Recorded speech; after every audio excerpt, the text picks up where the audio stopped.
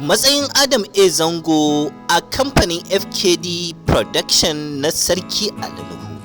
Wannan tambaya ce mai matukar muhimmanci wanda dubunnan masoya suke son sani, shin ya matsayin Adam A. Zango yake a kamfanin FKD a yanzu.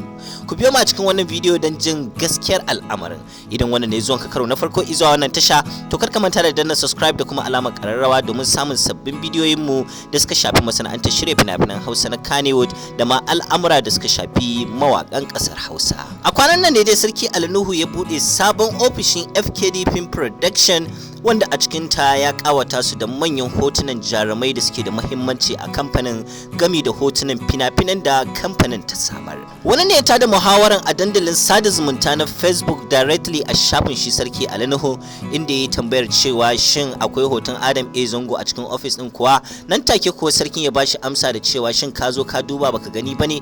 Nan take kuwa Baballe Hayatu, wanda shi ma ya kasance jarumi ne a masana'antar, ya bashi da amsar da cewar shin ya ziyarci ofis din ne bai ga hoton Adamu ba a ciki. Babu shakka Sarki Ali Nuhu na ɗaya daga cikin mutanen da suka taimaka wa tafiyar Adam A. Zango har ya kai matakin da yake a yau. Kuma mafi yawancin fina-finan kamfanin da suka yi matukar shura fina-finai ne da aka shirya su tare da shi jarumin Adam A. Zango.